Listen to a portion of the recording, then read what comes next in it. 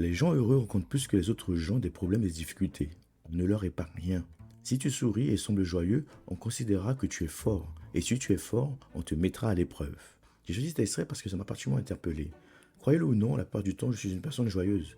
Et au fil de mes rencontres, certaines personnes m'ont souvent fait ce genre de remarques. J'aime discuter avec toi parce que tu es toujours heureux. On dirait que tu n'as aucun souci puisque tu souris tout le temps. Tu souris constamment, mais ce sont souvent les personnes les plus malheureuses qui font semblant d'être heureuses. Toi, tu es toujours souriant, tu n'es pas comme moi. J'ai l'impression que tu te fiches de tout. Pourtant, sourire ne suffit pas qu'on n'a pas de problème. Être joyeux ne veut pas dire que l'on ne trouve jamais, qu'on n'a pas de doute ou que tout va parfaitement dans notre vie. Cela signifie parfois que nous avons appris à ne pas laisser nos difficultés occuper toute la place. Attention, je ne veux pas dire qu'il faut cacher constamment sa peine, nier ses émotions ou faire semblant d'aller bien. Nos émotions ont besoin d'être connues et écoutées. Mais nous pouvons progressivement apprendre à les accueillir sans toujours nous laisser submerger par elles. Et effectivement, c'est pas facile. Je suis un être humain comme tout le monde. Je traverse également des difficultés, des déceptions, des périodes de doute. Seulement, avec l'expérience, j'ai appris à consacrer du temps à mes problèmes au bon moment. Par exemple, lorsque je veux travailler, mes problèmes ne disparaissent pas miraculeusement. Mais j'essaie de ne pas les transporter partout avec moi, comme si j'avais 15 enfants à surveiller en même temps. Ils sont là, bien sûr, mais je veux pas qu'ils m'empêchent systématiquement de rire, de travailler, d'échanger avec les autres ou d'apprécier les bonnes choses qui se présentent à moi. Comme je le dis souvent, nous avons tendance à remarquer beaucoup plus facilement les aspects négatifs de notre vie que les côtés positifs. Nous pouvons recevoir 10 compliments et une seule critique, puis passer toute la journée à penser uniquement à cette critique. Mais alors, comment rester joyeux malgré les difficultés de la vie? Premièrement, assumez et affrontez vos problèmes. Nous ne pouvons pas toujours tout résoudre, mais nous pouvons essayer de faire ce qui dépend réellement de nous. Je pense que vous connaissez la célèbre phrase d'Épictète. Il y a des choses qui dépendent de nous et il y a des choses qui n'en dépendent pas. Fermer les yeux, fuir ou faire semblant d'oublier ne fait pas disparaître le problème. Il reste présent et peut même devenir plus difficile à gérer avec le temps. Deuxièmement, accepter que certaines difficultés fassent partie de la vie. On a beaucoup de mal avec ça. Cela ne signifie pas qu'il faut subir ou renoncer à améliorer sa situation. Cela signifie simplement reconnaître la réalité avant d'essayer d'agir sur elle. Lorsque nous prenons consciemment un risque, nous devons aussi nous préparer à en assumer les éventuelles conséquences. Et lorsqu'une erreur vient de nous, il est important de savoir les reconnaître. Troisièmement, accepter que la vie ne soit faite ni uniquement de joie, ni uniquement de souffrance. La joie et la souffrance font toutes les deux partie de l'existence. Aucune période difficile ne dure nécessairement éternellement, mais aucun moment de bonheur ne peut être conservé pour toujours non plus. C'est précisément pour cette raison que nous devons apprendre à apprécier les bons moments lorsqu'ils se présentent. Quatrièmement, soyez réaliste. Vous pouvez fermer les yeux, fuir ou essayer d'oublier, votre problème sera toujours là. Il est donc préférable de l'affronter et de le gérer du mieux que vous pouvez, avec les moyens dont vous disposez aujourd'hui. Vous ne trouverez peut-être pas immédiatement la solution parfaite, mais un petit pas dans la bonne direction reste toujours préférable à l'immobilité. Ce qui est tout le contraire d'espérer que votre problème se résout tout seul.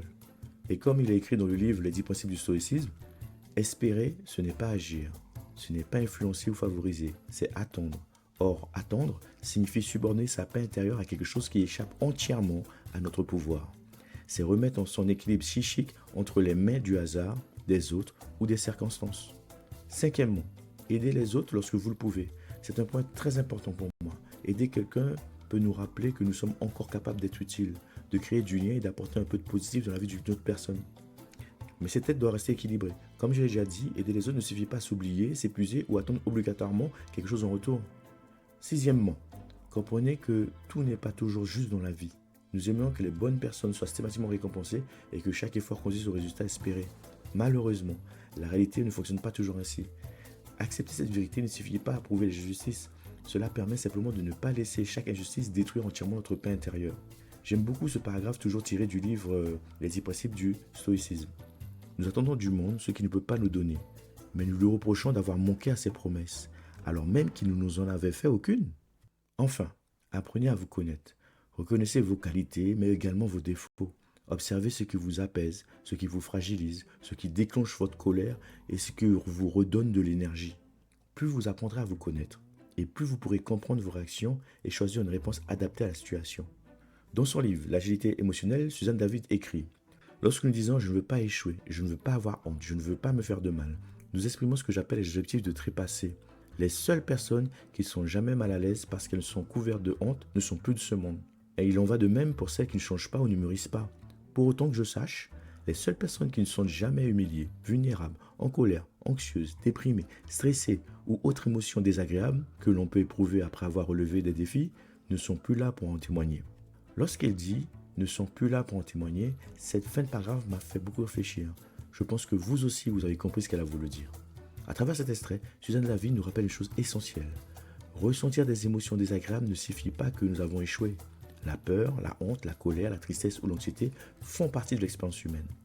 Chercher à ne plus souffrir, à ne plus jamais échouer ou à ne plus jamais se sentir vulnérable revient à poursuivre un objectif impossible. Mais accepter nos émotions ne suffit pas à devenir leur prisonnier. Il ne s'agit pas non plus de devenir un robot, de nier sa douleur, de se désintéresser de la vie. Comme je l'ai dit un jour à une amie, si nous possédons des émotions, c'est qu'elles remplissent une fonction. Elles peuvent nous avertir, nous protéger, nous pousser à agir ou nous aider à comprendre ce qui compte vraiment pour nous. Je pense également que certaines épreuves peuvent nous apprendre à affronter celles qui surviendront plus tard. Cela ne veut pas dire que chaque souffrance est nécessaire ou bénéfique, mais lorsque l'épreuve est déjà là, nous pouvons essayer d'en tirer un enseignement et de ne pas la laisser nous détruire. Être constamment enfermé dans le malheur peut aussi finir par nous isoler. Non pas parce que nous attirerions mystérieusement les malheurs, mais parce que notre état d'esprit influence notre manière de parler, d'agir et d'entrer en relation avec les autres. Nous avons tous besoin de parler de nos difficultés. Cependant, notre vie ne doit pas devenir uniquement le récit de tout ce qui va mal. En conclusion, il est extrêmement important de profiter des moments de joie et de les apprécier pleinement, car ils ne durent pas éternellement. Être joyeux la plupart du temps ne suffit pas à avoir une vie parfaite. Cela signifie apprendre à reconnaître sa souffrance sans lui abandonner toute sa vie. Nous ne choisissons pas toujours les épreuves qui nous arrivent.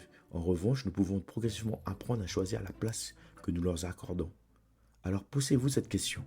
Est-ce que je veux laisser mes difficultés occuper toute la place dans ma vie ou est-ce que je veux aussi préserver une place pour la joie? La réponse ne dépendra pas d'une seule décision, elle se construira progressivement à travers vos pensées, vos habitudes et vos actions quotidiennes. Et voilà pour cette petite vidéo, mais avant de terminer, je tenais à vous dire quelque chose. Je vais sans doute passer à une vidéo par semaine, car malgré le fait que mes vidéos soient courtes, elles me prennent beaucoup de temps. Et autre chose, je travaille sur un autre projet où il me faut aussi du temps pour le mettre en place. De plus, je souhaite finir de relire mon prochain livre qui devrait sortir dans un futur proche, et il me faut aussi du temps. Et pour finir, il me faut aussi du temps pour mon boulot. Donc je préfère faire les choses bien que de les bâcler. Parce que si je fais ça, si je bâcle mon travail, je ne serai pas satisfait de mon travail, quoi. Je sais que mes vidéos ne sont pas parfaites, mais il est important pour moi de produire quelque chose de bien.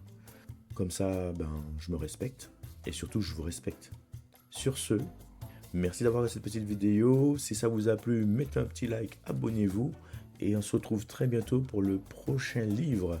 Prenez soin de vous.